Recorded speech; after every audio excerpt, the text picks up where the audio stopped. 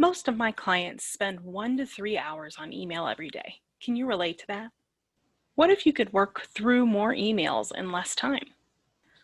Find out how to use time blocking to do just that today on Tuesday Tech Training. Hello and welcome to today's Tuesday Tech Training. My name is Jennifer Stewart. I am a digital productivity trainer and owner of Gateway Productivity. Today, I'd like to talk about the amount of time that we spend on email, and I include myself as well. There's so much that goes through email these days. Many of my clients and many of the people I talk to spend up to a third of their day on email. In many industries, spending a third of your time on email does make sense. However, what we're going to talk about today will help anyone, no matter how much time you spend on email, to reduce that time.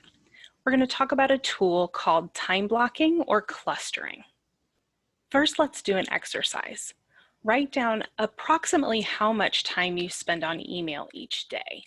And this can be a very round number. I would round up just to be on the safe side.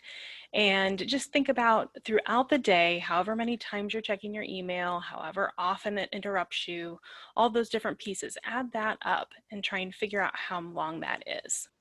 Hold that number off to the side while we talk about what time blocking or clustering is.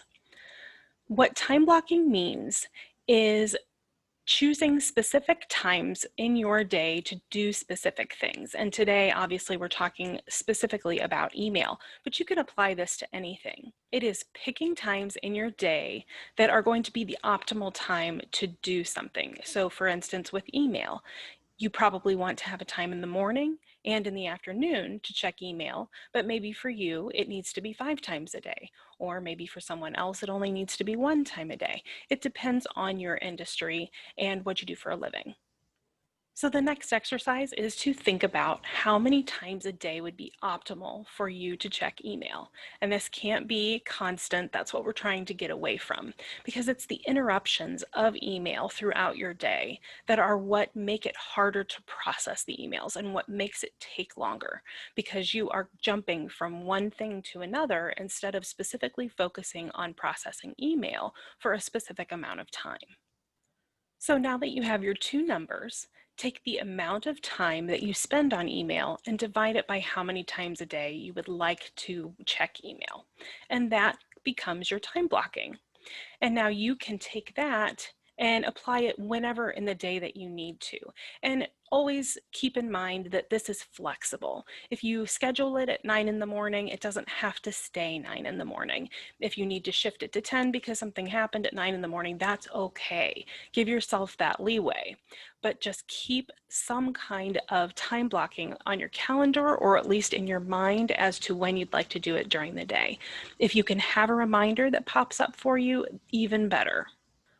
Once you have your time blocks or clusters in mind, you will actually find that as you implement this, you will spend less time processing email because you no longer have the interruptions. You are spending that half hour, however long it is for you, dedicated specifically to processing those emails.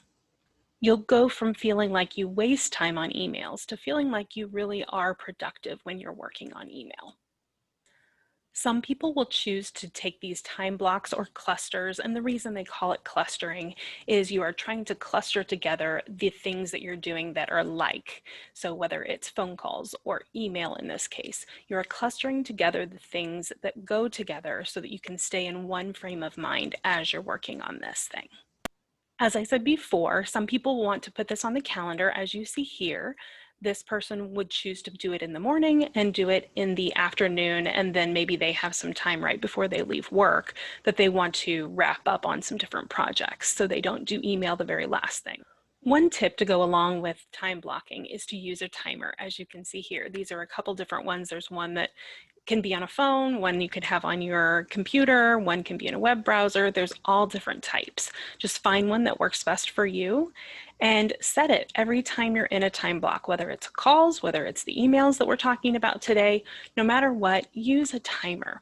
What this does is sets a deadline in your brain, and you automatically make quicker decisions. You'll delete things faster, you will delegate more, you will write shorter answers, all these things that make you more productive. Once you have that deadline in your mind, you automatically do those things. And all of that works toward the ultimate goal of eventually saving time on email. And by setting the timer and having a deadline, you may actually spend less time than you think and get through more emails than you expected. Another tip regarding time blocking is, if at all possible, don't put your email time block at the very beginning of your day. Especially don't wake up and immediately go to your phone to check email unless your industry calls for that. Most of the time, any pants on fire moments, as I call them, will usually come through text or phone calls instead.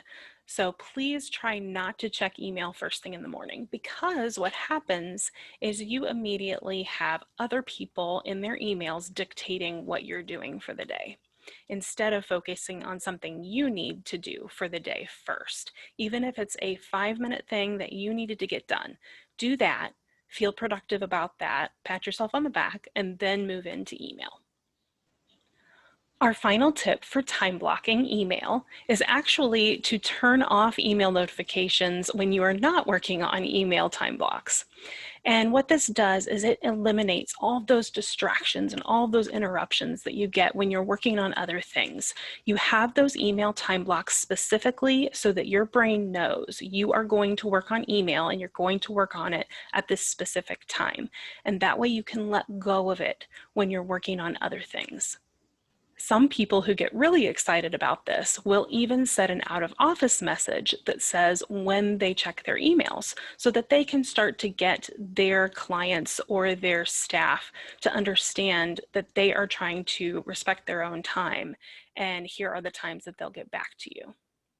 This is one easy tool that you can start to put in place right away that can reduce the amount of time that you spend on email. Remember that the point is to be specifically working on only email for a specific amount of time, and that can vary greatly. Some people need to check their email 10 times a day. Some people need to check it just once or twice. And so determine which boat you fall in and how many times you need to do that, and go from there.